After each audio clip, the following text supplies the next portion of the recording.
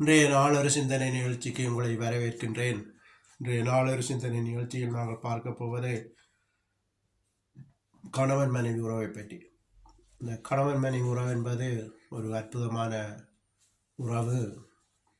அதற்கு முன் என்னுடைய டெலிஃபோன் நம்பரை நோட் பண்ணிக்கொள்ளுங்கள்.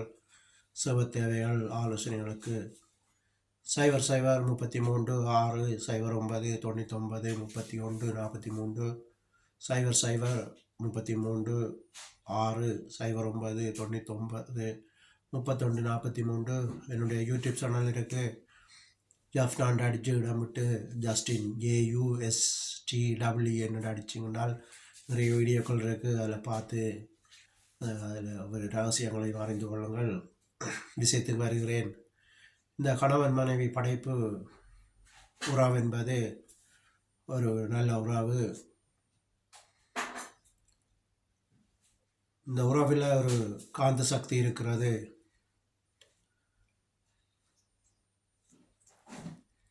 ஏனென்று சொன்னால் அந்த ஆணும் பெண்ணும் தாங்கள் சோடியை தெரிந்து கொண்ட பிறகு அவர்கள் தங்கள் சொந்தங்கள் சகோதரங்கள் உறவுகளை விட்டு இவர்கள் தாங்கள் தனியாக பிரிந்து செல்லுகிறார்கள்.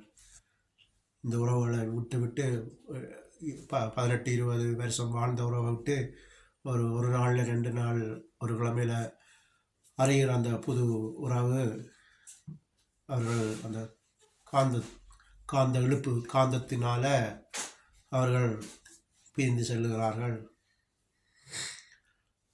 காந்தம் என்பது சில நேரம் ஆணாகவும் இருக்கலாம், பெண்ணாகவும் இருக்கலாம். ஆண் காந்தமாக இருந்தால் இந்த பெண் இரும்பாக இருப்பார். இந்த பெண் காந்தமாக இருந்தால் இந்த ஆண் இரும்பாக இருப்பார்.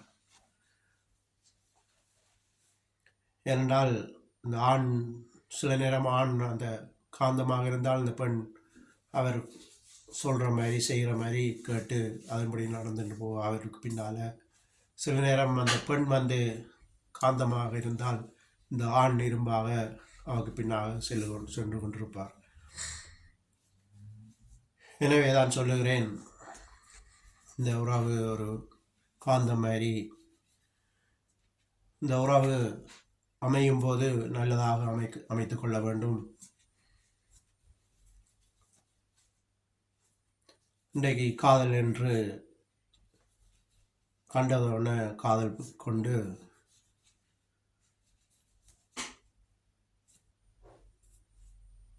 கல்யாணம் செய்து அதுக்கு பிறகு சண்டையில் பிடித்து வாழ்க்கையில் குழப்பி பிரிவினைக்கு செல்கிறார்கள். இது லவ் பண்ணி கற்றாக்களுக்கும் சரி, அரேஞ்ச் மேரேஜ் செய்து போராக்களுக்கும் சரி, இந்த 2 மனமும் ஒன்றுபட்டால்தான் நல்ல குடும்பமாக இந்த குடும்பத்தை கடைசி வரைக்கும் நடத்தி செல்ல முடியும். ஒரு மனம் தேவை. இது இருமனமாக இருந்தால் விட்டு கொடுப்பு இல்லாமல் தான் அந்த சண்டைகள் பிரிவுகள் வருகின்றது.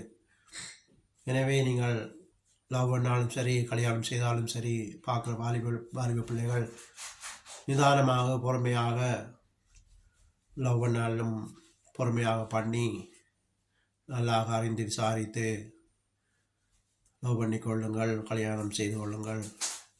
அரேஞ்ச் மேரேஜாக இருந்தாலும் சரி, நல்லா விசாரித்து கல்யாணத்தை செய்து கொள்ளுங்கள். உங்கள் இனத்தோடு கொள்ளுங்கள் சொன்னால் இன்னும் சிறப்பாக இருக்கும்.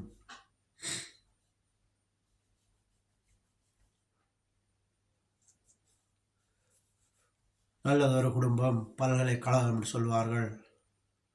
நல்ல குடும்பமாக இருந்து பரிசுத்தமான குடும்பமாக வாழ்ந்தால் உங்களை பார்த்து பிள்ளைகளும் உங்களை பின்பற்றி வருவார்கள்.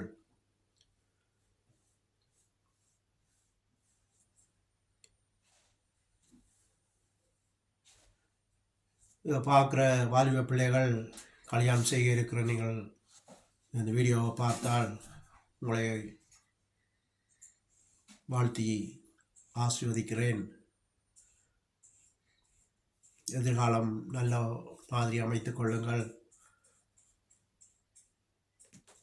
கண்டோன்னு ஆசைப்பட்டு வாழ்க்கையில் வீணாக்கி கொள்ளாமல் நிதானமாக சிந்தனையோடு சிந்தித்து உங்கள் வாழ்க்கையை ஆரம்பியுங்கள். இதுவே இன்றைய நாள் ஒரு சிந்தனை நிகழ்ச்சி. நன்றி, வணக்கம்.